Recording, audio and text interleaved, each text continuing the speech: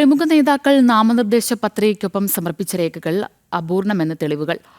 MP, MLA വിഭാഗത്തിൽ ജനപ്രതിനിധികൾക്ക് ലഭ്യമാകുന്ന pension സംബന്ധിച്ച വിശദാംശങ്ങൾ നാമനിർദ്ദേശ പത്രികയിൽ ഉൾപ്പെടുത്താതെ മറച്ചുവെച്ചത് മുൻ മന്ത്രിമാരായ MP രാജേഷ്, P രാജീവ് എന്നിവർക്ക് പുറമെ രമേശ് ചെന്നിത്തല കൈപ്പറ്റിയ പെൻഷൻ സംബന്ധിച്ച വിശദാംശങ്ങളിലും അവ്യക്തത.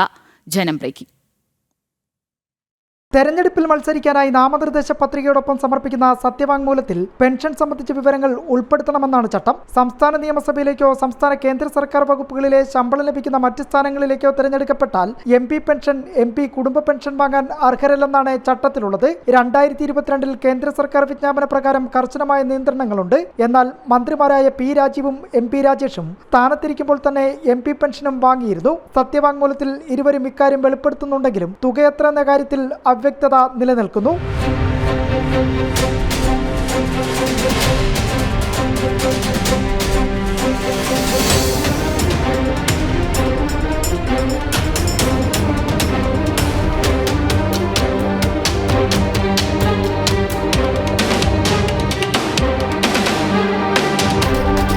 കോൺഗ്രസ് നേതാവ് രമേശ് ചെന്നിത്തലയിലേക്കും തെളിവുകൾ എത്തി നിൽക്കുന്നു. ചെന്നിത്തലയുടെ സത്യവാങ്മൂലത്തിൽ വരുമാന സ്രോതസ്സുകളെക്കുറിച്ച് പറയുന്ന ഭാഗത്ത് MP പെൻഷൻ എന്ന് പരാമർശിക്കുന്നുണ്ടെങ്കിലും എത്ര തുകയാണ് ലഭിക്കുന്നതെന്ന കാര്യം വ്യക്തമാക്കിയിട്ടില്ല.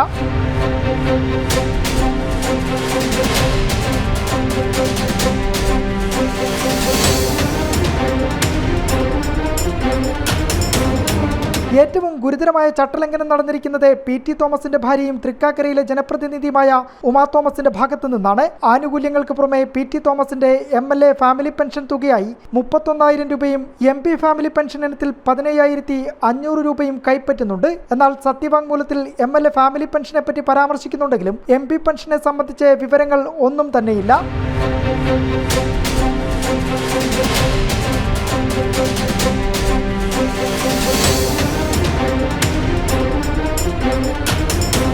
അതേസമയം മുൻപ് MP, MLA പെൻഷൻ വാങ്ങുന്നതിനായി LDF സർക്കാരിന്റെ ഡൽഹിയിലെ പ്രതിനിധിയായിരുന്ന KV തോമസ് 1 ലക്ഷം രൂപ ശമ്പളം ഹോണറേറിയമായിട്ടാണ് കൈപ്പറ്റിയത്. സ്ഥിരം ശമ്പളം വാങ്ങിയാൽ പെൻഷൻ തടസ്സപ്പെടുമെന്നതിനാലാണ് ശമ്പളത്തിന് പകരം ഹോണറേറിയം KV തോമസ് ആവശ്യപ്പെട്ടത്. KB ശ്യാമപ്രസാദ്, ജനം, തിരുവനന്തപുരം.